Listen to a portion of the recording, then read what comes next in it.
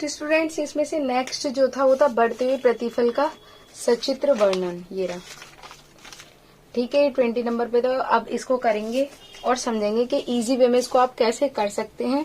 और पहली बात बता दे, बढ़ते हुए प्रतिफल के जो नियम का सचित्र वर्णन है, इसका मतलब है पैमाने के बढ़ते हुए प्रतिफल की अवस्था। ठीक है, कहीं फिर उल्टा सीधा लिखे हो, इस वजह से बता दो पैमाने का है। ठीक है, अब इसकी थ्योरी पढ़ लेते हैं। जिस अनुपात में उत्पादन के साधनों में वृद्धि की जाती है, मतलब कि साधनों में वृद्धि की जाती है, जो साधन उत्पादन करते हैं वो वाले साधन। ठीक है, तो जिन अनुपात में साधनों में वृद्धि की जाती है, उत्पादन में उससे अगर अधिक वृद्धि हो जाती है, उससे अधिक वृद्धि, ठीक है, तो ये कौन सा नियम है? ये बढ़ते हुए प्रतिफल की अवस्था है या बढ़ते हुए प्रतिफल का नियम है। तो इतनी लैंग्वेज आप अपनी लिखाना। ठीक है, ये सेम टू सेम लिख देना।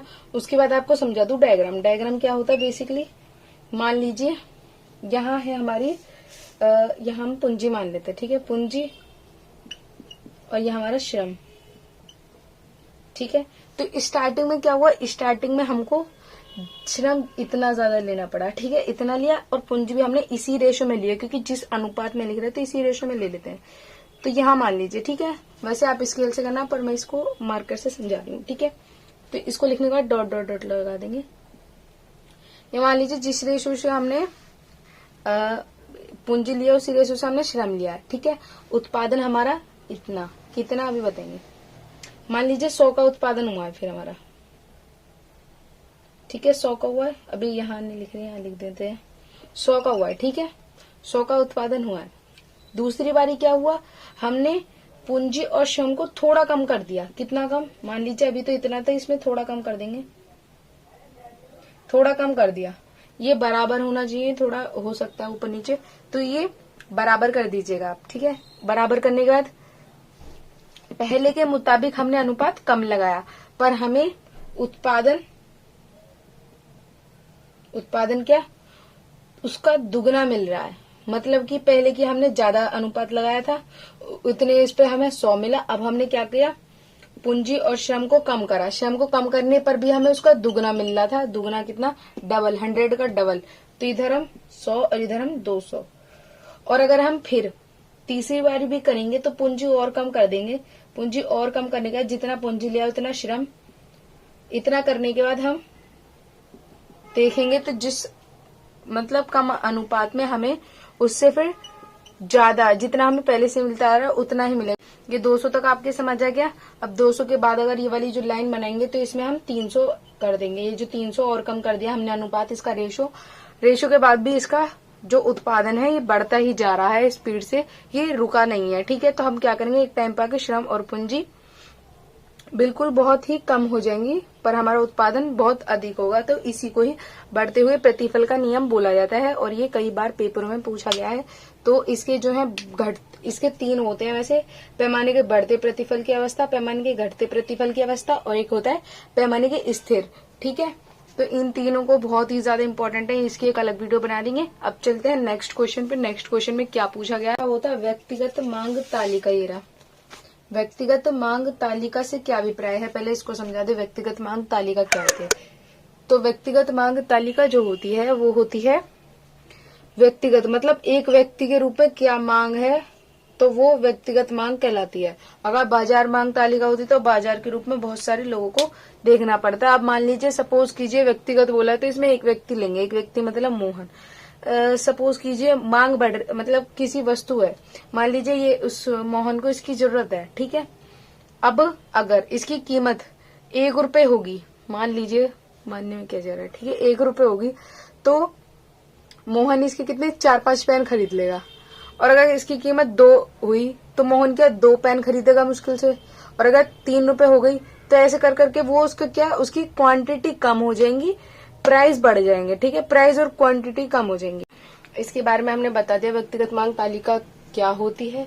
अब ये बनती कैसे, ये बता दिया। पहले तो मान लिया वस्तु एक्स की कीमत। ठीक है, कीमत, अब एक्स के स्थान पे हम कुछ भी ले सकते हैं। आम मान लेते हैं कि आम है एक। ठीक है, वस्तु एक्स की मांग मतलब वस्तु आम, मतलब आम की मांग क्या है और आम की कीमत क्या है, इसी को जो बताती है वो क्या कहलाती है, वो मांग तालिका कहलाती है। और अगर ये व्यक्ति के अकॉर्डिंग बता रही है तो ये व्यक्तिगत मांग तालिका कहलाती है। सपोज कीजिए जो कीमत चल रही है आम की वो 1 चल रही है, एक कीमत पर जो मांग है वो 4 है। मान लीजिए मोहन 1 रुपए की कीमत से 4 वो खरीद लेगा, ठीक है, 4 आम खरीद लेगा। अब 2 रुपए बढ़ गई तो उसके प्राइस बढ़ गई, तो वो अब कम खरीदेगा, तो कम कितनी खरीदेगा, वो 3 कर देगा। ऐसी अगर कीमत बढ़ गई तो मांग घट जाती है, इसलिए इनका विपरीत संबंध होता है। तो इसमें बस इतना ही लिखना है। अब नेक्स्ट क्वेश्चन की तरफ चलते हैं। तो स्टूडेंट्स इसके बाद जो है इसमें एक और था, इसका ही पॉइंट ये था, व्यक्तिगत मांग तालिका से क्या अभिप्राय है, ये समझा दिया। उसके बाद लिखा था व्यक्तिगत मांग के प्रमुख निर्धारित तत्व की व्याख्या कीजिए। तो पहले निर्धारित तत्व क्या क्या है वो बता देते हैं। तो मांग को निर्धारित करने वाले घटक या तत्व बात एक ही होती है। तो मांग में परिवर्तन किस किस टाइप से आ सकता है वो इसमें बताया गया है। तो उसमें सबसे पहले बताया गया वस्तु की कीमत। अभी बताया था व्यक्तिगत मांग जो थी उसमें वस्तु की कीमत कैसे बढ़ती है और कैसे घटती है, फिर मांग का इस पे क्या प्रभाव पड़ता है। चलो दोबारा बता देते हैं। जैसे वस्तु की कीमत बढ़ी तो मांग घट जाती है, और अगर वस्तु की कीमत घटी तो मांग बढ़ जाती है। तो ये वस्तु की कीमत का अब इसकी व्याख्या भी कर देंगे। फिर सेकंड नंबर पे आता है संबंधित वस्तुओं की कीमत। इसमें 2 टाइप की होती है, मतलब इसमें क्या होता है, एक वस्तु के इसमें 2 वस्तु होती है वो एक दूसरे पर निर्भर होती हैं कि अगर एक वस्तु की कीमत बढ़ जाती है तो दूसरे की मांग पर क्या प्रभाव पड़ेगा। तो इसमें 2 होती हैं। पहली होती है प्रतिस्थापन वस्तुएं, मतलब कि अगर एक की कीमत बढ़ी उसमें तो दूसरे की मतलब अपोजिट वाले की मांग बढ़ जाती है, तो वो प्रतिस्थापन वस्तुएं कहलाती हैं। और अगर इसमें सेकंड पॉइंट ये है, इसमें सेकंड पॉइंट है पूरक वस्तुएं।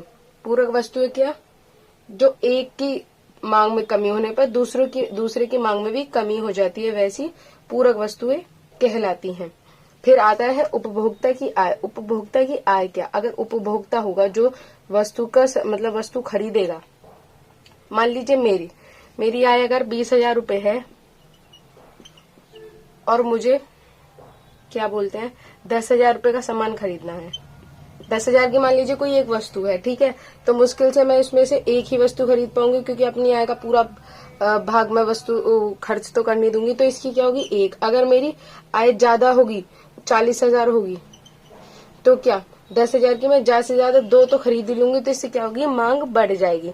तो उपभोक्ता की आय भी निर्भर करती है, ठीक है, उपभोक्ता की आय निर्भर करती है। उसके बाद आता है रुचि एवं प्राथमिकता। रुचि एवं प्राथमिकता मतलब कि रुचि मतलब किसी चीज में इंटरेस्ट। अगर जैसे कि मान लीजिए आप कोई कपड़े खरीद रहे हैं, ठीक है, आप कपड़े आप अपने इससे ही खरीदेंगे। तो ये रुचि एवं प्राथमिकता में यही होता है बेसिकली कि अगर किसी चीज में रुचि हो तो आप उस सामान को खरीदेंगे। रुचि से क्या होगा, सामान खरीदने से मांग बढ़ेगी। अब मांग कैसे बढ़ेगी, एग्जाम्पल के लिए मान लीजिए कोई कपड़े खरीद रहे हैं आप, ठीक है, अब कपड़े के अगर नए डिजाइन आ गए, नए और तरीके के फैशन आ गए, तो आप क्या करेंगे, उसमें इंटरेस्ट लेंगे और आपको खरीदना होगा उस वस्तु को। तो जब वस्तु खरीदेंगे आप तो उससे क्या होगा, मांग बढ़ेगी, डिमांड बढ़ेगी, ठीक है। तो इसमें वस्तु रुचि एवं प्राथमिकता में यही होता है। जैसे कि कोई अब नया आविष्कार हो गया किसी भी चीज का, मान लीजिए इस बॉल पेन की जगह कोई नए टाइप का बॉल पेन आ गया जो और स्मूथ तरीके से बोर्ड पे लिख सकता है, तो आप क्या करेंगे, उसमें इंटरेस्ट लेंगे, ठीक है। तो इससे क्या होगी, मांग बढ़ेगी। और संभावना एक इसमें क्या है, इसमें सिंपली बेस में ये है कि जैसे कि कोई वस्तु की कीमत अभी जो चल रही है और आपको संभावना हो कि इसकी वस्तु की कीमत भविष्य में जाके इन फ्यूचर बढ़ जाएगी, तो आप क्या करेंगे, आप पहले से ही खरीदना चालू कर देंगे कि भाई अब अगर भविष्य में इसका पैसे बढ़ गए तो फिर आप नहीं खरीदेंगे, आप अभी सस्ते रेटों में खरीद लेंगे। तो जब संभावना होती है तो क्या होता है, क्या वस्तु की मांग बढ़ जाती है, वो इसलिए बढ़ जाती है क्योंकि लोग बाग उसे पहले ही खरीद लेते हैं। इसकी थ्योरी बता दे रहे हैं क्योंकि फिर आप लिख नहीं पाते, तो इसकी थ्योरी लिख देते हैं, उसके बाद नेक्स्ट क्वेश्चन पे चलेंगे। तो अब हमने ऐसे लिख दिया है इनके घटक। तो पहली आती है वस्तु की कीमत। वस्तु की कीमत बढ़ने पर वस्तु की मांग घट जाती है, कीमत बढ़ने पर मांग घट जाती है, और वस्तु की कीमत घट जाने पर मांग बढ़ जाती है, तो इससे भी मांग में परिवर्तन होता है। सेकंड आती है संबंधित की कीमत, मतलब कि एक वस्तु की मांग पर संबंधित वस्तुओं की कीमत में होने वाले परिवर्तन, मतलब एक वस्तु की मांग से संबंधित मतलब दूसरी, मान लीजिए वस्तु की कीमत में क्या क्या परिवर्तन या क्या क्या प्रभाव पड़ता है। यही वस्तुएं मतलब यह वस्तुएं दो प्रकार की होती है। कौन सी? पहली होती है प्रतिस्थापन वस्तुएं और दूसरी होती है पूरक वस्तुएं। प्रतिस्थापन वस्तु क्या होती है? मान लीजिए प्रतिस्थापन वस्तु वह वस्तु होती है जिसकी, जैसे कि एक वस्तु की मांग बढ़ी तो मतलब जैसे कि एक वस्तु की कीमत बढ़ी, ठीक है, वस्तु की कीमत बढ़ी तो दूसरे की मांग बढ़ जाएगी। मान लीजिए चाय है तो चाय की प्राइस बढ़ गई तो चाय लोग बागों ने कम कर दी खरीदनी, और दूसरा ऑप्शन में कॉफी लेने लगे क्योंकि कॉफी के प्राइस कम थे, तो एक की कीमत बढ़ने पर दूसरे की मांग बढ़ जाती है, तो इसे प्रतिस्थापन वस्तुएं कहते हैं। सेकंड पे आती है पूरक वस्तुएं। पूरक वस्तुएं क्या होती हैं? तो वो ऐसी वस्तुएं होती हैं जो एक दूसरे पर निर्भर होती हैं, एक दूसरे पर डिपेंड होती हैं। मान लीजिए मेरा ये बॉल पेन है, मतलब ये सॉरी मार्कर है मेरे पास। अब मार्कर है, मार्कर बिकना कम हो जाएंगे तो इसके अंदर की जो स्याही होती है, इसके अंदर की जो इंक होती है वो बिकना कम हो जाएगी। तो ऐसे ही पेन, अगर कोई पेन ही नहीं खरीदेगा तो स्याही का करेंगे क्या? तो पेन की मांग बढ़ने पर स्याही की भी मांग बढ़ती है, लिखेंगे तो अगर स्याही खत्म होगी तभी तो इसको खरीदने जाएंगे, अगर पेन ही नहीं होगा तो स्याही का करेंगे क्या? तो ये ऐसी वस्तुएं होती हैं जो एक दूसरे पर पूरी तरीके की डिपेंड होती हैं। तो एक की मांग बढ़ने पर दूसरे की भी मांग बढ़ती है, एक की मांग कम होने पर दूसरे की भी मांग कम होती है, तो इसे कहते हैं पूरक वस्तुएं। अब चलते हैं थर्ड पॉइंट पे। तो अब आते हैं थर्ड पॉइंट पे। थर्ड पॉइंट क्या है हमारा? उपभोक्ता की आय, मतलब कि उसकी इनकम। अब उपभोक्ता कौन होता है? जो वस्तु को खरीदता है, ठीक है, जो वस्तु का उपभोग करता है। सिंपली भाषा में ये है, उपभोक्ता की आय में होने वाले परिवर्तन भी वस्तु की मांग को प्रभावित करता है। अभी एग्जाम्पल बताया कि अगर मेरी इनकम 20,000 रूपये है तो क्या मैं उससे एक सामान खरीद पाऊंगा? अगर 40,000 है तो तो आय कम होने पर क्या होता है? देखिए, उपभोक्ता की आय बढ़ने पर मांग बढ़ती है, आय बढ़ेगी तो मांग भी बढ़ेगी, ठीक है, मांग बढ़ती है। और उपभोक्ता की आय कम होने पर मांग घटती है, तो इससे भी मतलब मांग में परिवर्तन होता है, मांग घटती बढ़ती रहती है। उसके बाद आता है रुचि एवं प्राथमिकता। रुचि मतलब इंटरेस्ट एंड उसका प्राथमिकता। अब क्या होता है? ये वस्तुओं और सेवाओं की मांग व्यक्ति की रुचियों पर भी निर्भर करती है। हमने समझा दिया इससे पहले क्या रुचियों पर भी निर्भर करती है, जैसे कि फैशन, एडवर्टाइजमेंट या विज्ञापन बोल सकते हैं, आविष्कार, इन्वेंशन, ये इत्यादि। मतलब कि जो भी हम रुचि के अकॉर्डिंग भी, जैसे कि फैशन अच्छा है तो मांग बढ़ जाएगी, फैशन बेकार है तो उसकी वस्तु की मांग कम हो जाएगी या घट जाएगी। अब संभावनाएं। संभावना क्या होती है? यदि किसी वस्तु की मान लीजिए मान लीजिए 1 रुपए की सेल चल रही है, मान लीजिए 1 रुपए की सेल चल रही है। अब इतना तो सबको ही पता होगा, 1 रुपए का अगर कोई लैक्मे का काजल मिल रहा है बढ़िया वाला तो क्या होगा? 1 रुपए का अगर लैक्मे का काजल मिल रहा है तो ऑफकोर्स ये सेल ही चल रही है बढ़िया वाली, तो आपको क्या लगेगा कि अभी तो 1 रुपए का है, अगर ये 2-3 दिन में नहीं खरीदा तो क्या होगा? इसकी प्राइस बहुत ज्यादा ही हाई पहुंच जाएंगी। तो संभावना, आशा, मतलब कि आपको पता होगा या फिर आशा हो कि इसकी प्राइस बढ़ने वाली है, तो आप क्या करेंगे? लैक्मे के बहुत सारे काजल या फिर जो भी सस्ता सस्ता आइटम है उन सबको खरीद लेंगे। तो इसी में ऐसा ही एग्जाम्पल के साथ समझा दिया है। अब इसमें थ्योरिकल पढ़ लेते हैं क्या है। ये किसी वस्तु की, यदि किसी वस्तु की भविष्य में कीमत बढ़ जाने की यदि आशा है, ठीक है, तो लोग उस वस्तु को अधिक खरीदते हैं, जिससे उस वस्तु की मांग बढ़ जाती है। तो इस संभावना में यही है बस, जिस वस्तु को ज्यादा खरीदेंगे इसलिए उसकी मांग बढ़ जाती है। अब चलते हैं नेक्स्ट क्वेश्चन पे। पहले तो दोस्तों ये बता दो, जो नेक्स्ट क्वेश्चन है वो है सरकारी बजट। सरकारी बजट का, सरकारी बजट मतलब सरकार द्वारा जो बजट मीन्स आय और व्यय का जो निकल के आता है वित्तीय, वो वित्तीय विवरण सरकारी बजट कहलाता है। अब क्या होता है? अब देखिए इससे क्या आशय है। पहले तो इसमें ये बताया जाएगा कि इससे आशय क्या है, फिर इसके उद्देश्य बताए जाएंगे। तो आशय, ठीक है, बजट एक ऐसा दस्तावेज होता है, दस्तावेज मतलब एक ऐसा कागज का टुकड़ा जिसपे सरकार की आय और व्यय, ठीक है, का विवरण मतलब कि आय कितनी हुई, और व्यय मतलब कि सरकारी खर्चे जो होते हैं, जैसे कि पुल बनवा दिया, फ्लाईओवर बनवा दिया, तो इन सब के जितने भी खर्चे होते हैं वो सब जोड़े जाते हैं। और सरकार कितनी आय प्राप्त करती है, आय मैं बताऊं, आय सरकार को मिलती कहाँ से? जहाँ से ये बिजनेसमैन वगैरह या फिर जितने भी व्यापारी लोग हैं ये क्या भरते हैं, जीएसटी भरते हैं। जीएसटी भरते हैं, अन्य कर होते हैं, उन सब से सरकार को, गवर्नमेंट को आय प्राप्त होती है। उसी आय से क्या करते हैं ये व्यय करते हैं। ठीक है, उस आय से व्यय करते हैं। व्यय मतलब जो अभी बताया, फ्लाईओवर बनवा दिया, पुल बना दिया, कोई सरकारी कंपनी जो भी है, ये सब इसके व्यय के अंदर किया जाता है। तो इन दोनों का जो विवरण एक ऐसे कागज पे तैयार किया जाता है जिसमें आय लिखी जाती है कि आय इतनी प्राप्त हुई, व्यय इतना किया गया है। तो इन दोनों का जो भी विवरण निकल के आता है उसे सरकारी बजट कहते हैं। सिंपली भाषा में इतना ही है। और आप लिख के ऐसे आ सकते हैं कि बजट एक ऐसा दस्तावेज है जिसमें सरकार की आय एवं व्यय का विवरण होता है। ठीक है, साथ ही साथ बजट में उन कार्यों की भी चर्चा होती है जो आय तथा व्यय के द्वारा आगामी वर्ष में किए जाने वाले होते हैं। कुछ समझ नहीं आएगा, मैं सिंपली भाषा में समझाऊं। देखिए, अब क्या करती है गवर्नमेंट जितने खर्चे करती है, तो अब वो पहले से उसका पहले तो बता दो, जो हमारा वो होता है खत्म बजट का, वो होता है वो 31 मार्च तक का होता है। उसके बाद नया बनाया जाता है। तो अब जो 31 मार्च का हमारा पुराना निकल के आया, उसमें हम ये देखेंगे कि हमने किधर किधर व्यय करा है।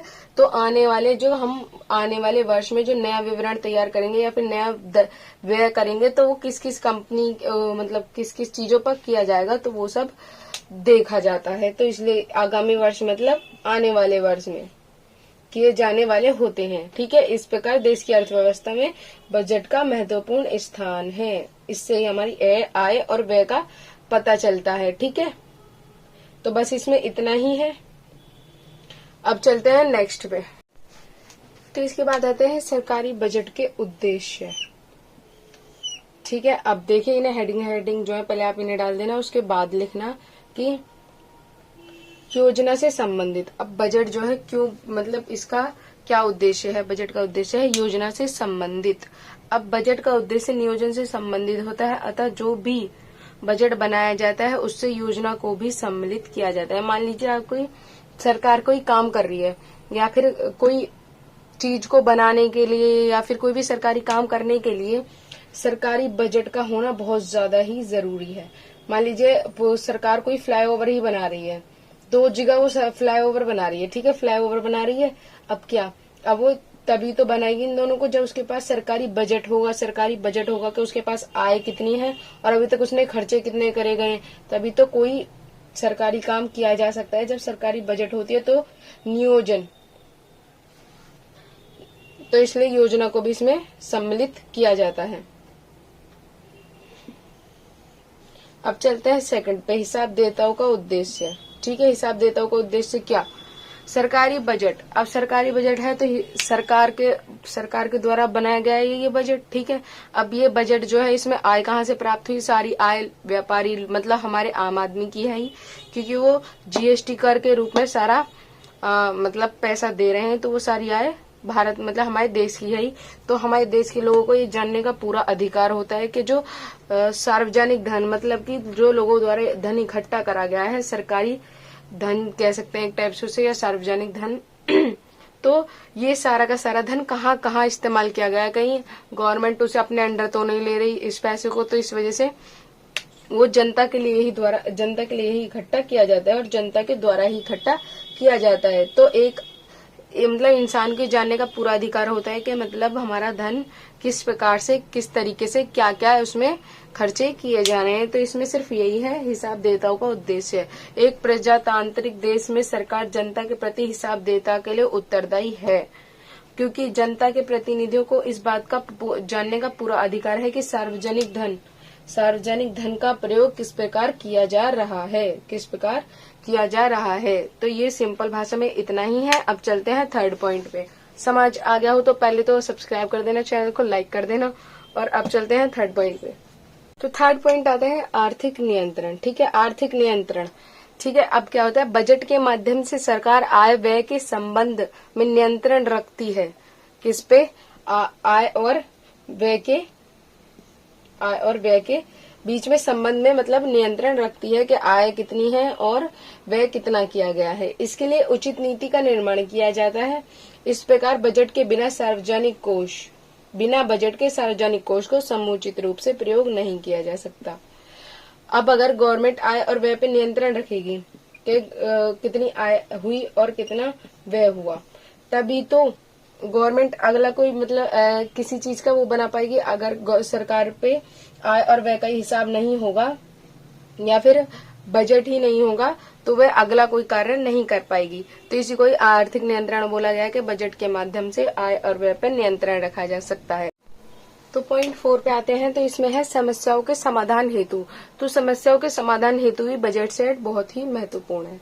तो आर्थिक विकास को प्रेरित करने के लिए मतलब कि आर्थिक विकास जो हो रहा है उसको प्रेरित आगे बढ़ाने के लिए अर्थव्यवस्था के समक्ष उपस्थित विभिन्न समस्याएं जैसे कि मुद्रास्फीति, ठीक है, भुगतान संतुलन, मतलब भुगतान संतुलन में घाटा जो होता है उसके लिए भी ऐसे समाधान करने के लिए उन जैसी समस्याओं का समाधान करने के लिए।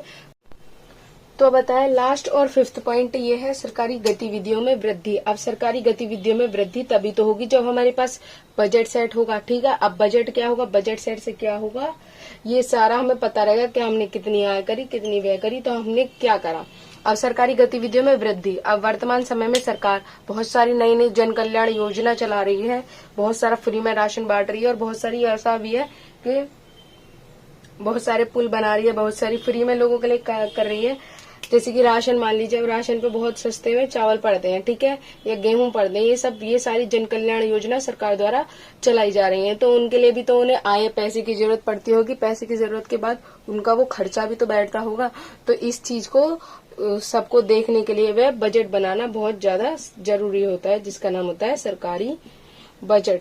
अब सरकारी बजट में आय और व्यय दोनों लिखी जाती हैं कि क्या खर्चा हुआ और क्या हमारा मतलब आय, कितनी इनकम हुई और कितना एक्सपेंसिव हुआ, ठीक है। तो ये दोनों चीजें लिखी जाती हैं।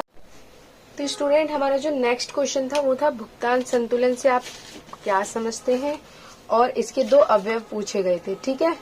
चालू खाते के प्रमुख मदों मतलब कि अवयव का वर्णन कीजिए। तभी तो हम बता दें कि भुगतान संतुलन क्या होता है। तो भुगतान संतुलन क्या होता है, भुगतान संतुलन दो देशों के मध्य किए गए समस्त विदेशी लेन देन का विवरण होता है, ठीक है। 2 देशों के मध्य किए गए समस्त विदेशी लेन देन मतलब कितना आया सामान, कितना गया सामान, कितना भुगतान किया है और कितना मतलब हमें आय मतलब पैसे के रूप में आया है का विवरण होता है। अर्थात भुगतान संतुलन 2 देशों के निवासियों के मध्य एक समयावधि मतलब समय होती है, उस अवधि में होने वाले समस्त आर्थिक लेन देन का क्रमबद्ध मतलब क्रम अनुसार विवरण मतलब प्रपत्र होता है, मतलब कि एक ऐसा कागज का टुकड़ा विवरण जिसमें हमारे देश में कितना सामान आया है और कितना गया है, कितना आया है एक टाइप से और कितना गया है,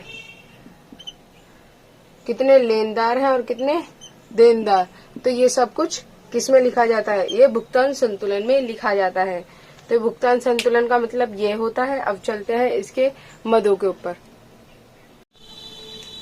तो भुगतान संतुलन में 2 होते हैं, ठीक है। एक होते हैं चालू खाते और दूसरे होते हैं पूंजी खाते, ठीक है। अब हमसे क्या पूछा गया, पूंजी खाते की मदों के बारे में पूछा गया,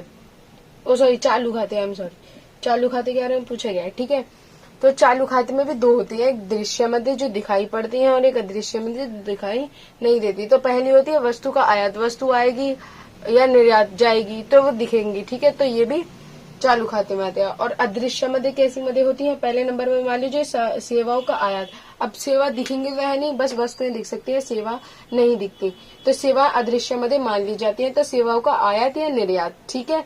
सेकंड पॉइंट पे आते हैं हम, ब्याज लाभांश आय। अब देखिए हमारा देश किसी दूसरे देश को ब्याज के रूप में वस्तु पैसे या फिर कुछ भी दे रहा है, तो उससे जो हमें ब्याज प्राप्त होता है तो उसे क्या बोलेंगे, अदृश्य, ठीक है। लाभांश प्राप्त हो रहा है या आय प्राप्त हो रही है, ये तीनों चीजें अदृश्य में आ जाएंगी। ऐसे ही हमारे देश से अगर हमारे देश से ब्याज जा रहा है तो फिर वही हिसाब रहेगा, वो भी इसमें लिखा जाएगा। तीसरे नंबर पे आता है अनुदान, प्रेषक या उपहार।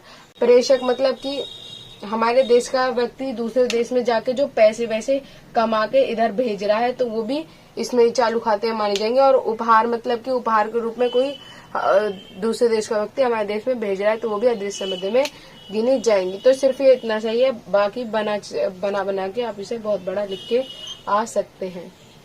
अब चलते हैं नेक्स्ट क्वेश्चन की तरफ। तो नेक्स्ट और लास्ट क्वेश्चन है कि नेक्स्ट और लास्ट, लघु का लास्ट है, लॉन्ग के लिए नई वीडियो बनाएंगे क्योंकि एक ही वीडियो में पूरा समझाना नहीं है।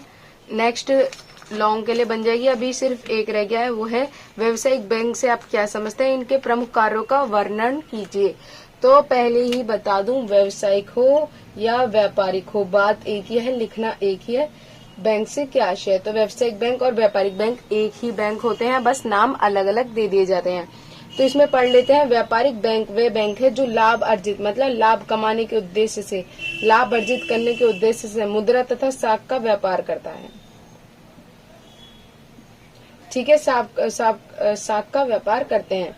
ये बैंक अत्यंत महत्वपूर्ण सेवाएं प्रदान करते हैं। अब सेवाएं क्या क्या हो सकती हैं, सारे बैंकों की पहली सेवा क्या होती है, जमा स्वीकार करना, और दूसरी होती है ऋण देना। अब साख क्या होती है, साख ये होती है बेसिकली साख का निर्माण, जैसे सुना होगा आपने। तो साख का निर्माण क्या होता है, साख का निर्माण ये होता है कि बैंक जितना उसके पास पैसा होती है उससे 7 गुना या 8 गुना ज्यादा लोन के रूप में दे देती है, इसे ही साख का निर्माण कहते हैं। ठीक है, अब इनके पॉइंट्स पे चलते हैं और ये लास्ट क्वेश्चन है, तो इनके पॉइंट्स क्या क्या है पढ़ते हैं। तो इसके बाद आता है व्यावसायिक बैंक के कार्य या व्यापारिक बैंक के कार्य, बात एक ही है। ठीक है, तो फर्स्ट नंबर पे आता है जमा स्वीकार करना। क्या बैंक, सारे बैंकों का काम ही यही होता है कि जो लोगों की बचत होती है उन्हें एकत्र करना, तो वो जमा स्वीकार करना कहलाता है। ठीक है, बैंक का मुख्य कार्य जनता की बचत को स्वीकार करना तथा उन लोगों को उपलब्ध कराना है जो उसका उचित उपयोग करे। मतलब वो सबकी बचत स्वीकार करके लोगों को मतलब ऋण के रूप में भी प्रदान करता है। तो इसमें यही बोला गया है, लोगों को उपलब्ध कराता है जो उसका उचित उपयोग करना चाहते हैं। ठीक है, अब सेकंड क्या है, वही ऋण देना जो अभी बताया। ऋण देना मतलब बैंक लोगों को ऋण के रूप में पैसे उधार देता है एक टाइप से। व्यापारिक बैंक का दूसरा महत्वपूर्ण कार्य है अपने ग्राहकों की आवश्यकताओं को पूरा करना। बैंक ऋण के रूप में लोगों को पैसा उपलब्ध कराता है, ऋण मतलब उधार। ठीक है, अब विनिमय का सस्ता साधन, थर्ड नंबर पर आता है कि जो वो है बैंक जो है वो विनिमय का सबसे सस्ता साधन है, क्योंकि बैंक समाज को सस्ते तथा सुविधाजनक विनिमय का माध्यम प्रदान करता है। कैसे, चेक के द्वारा आप विनिमय क्या क्रय विक्रय आराम से कर पाएंगे। ठीक है, और नोट के माध्यम से भी आप क्रय विक्रय आराम से कर पाएंगे, इसलिए इसमें ये बोला गया है। अब चलते हैं फोर्थ पॉइंट पे। तो इसके बाद आते हैं फोर्थ पॉइंट पे। फोर्थ पॉइंट क्या है, मुद्रा का स्थानांतरण। ठीक है, मुद्रा का स्थानांतरण मतलब कि बैंक क्या काम करती है, अपनी विभिन्न शाखा मतलब ब्रांचेज होती हैं उसकी के माध्यम से बैंक मुद्रा को देश के एक भाग से, मतलब मुद्रा जो होती है उसे एक भाग से दूसरे भाग तक भेज देता है। जैसे कि आप मान लीजिए आप यहाँ पे हैं और आप एटीएम कार्ड मान लीजिए, ठीक है, एटीएम कार्ड है। अब एटीएम कार्ड से वो आप कहीं पे भी अप्लाई करके पैसे निकाल सकते हैं, तो वो मुद्रा जो है एक भाग से दूसरे भाग भेज देती है, जिससे पैसे आराम से निकाले व डाले जा सकते हैं। ठीक है, अब एजेंट के रूप में कार्य, एजेंट के रूप में भी बैंक कार्य करता है। देखिए, ये बैंक एजेंट के रूप में धन का हस्तांतरण भी करता है। ठीक है, भुगतान प्राप्त करता है, क्रय विक्रय करता है, और ग्राहकों के लिए पासपोर्ट की व्यवस्था करना तथा आर्थिक मतलब ग्राहकों को आर्थिक सलाह देना भी व्यापारिक बैंक का काम होता है। तो इसलिए इसे एजेंट के रूप में बोला गया है। ठीक है, अब 6 वाला, आंकड़ों को एकत्रित करना। जो व्यापारिक बैंक होता है वो आंकड़े मतलब कि नंबर्स को भी एकत्रित मतलब कि जोड़ता है, मतलब इकट्ठा करता है। ठीक है, तो क्या इकट्ठा करता है, बड़े बड़े व्यापार तथा उद्योगों के विषय में। ठीक है, किस किस के विषय में, उद्योग और व्यापार के विषय में जानकारी प्राप्त करते हैं तथा आंकड़ों को एकत्रित करते हैं तथा उन्हें प्रकाशित करते हैं। तो ये वाले क्वेश्चन में बस इतना ही था। लॉन्ग क्वेश्चन के लिए वीडियो बन जाएगी, तब तक हमारे चैनल को सब्सक्राइब कीजिए, वीडियो को लाइक कीजिए, और अगर आपको कोई भी डाउट हो तो इस पे कमेंट कर दीजिएगा। Thank you for watching this video.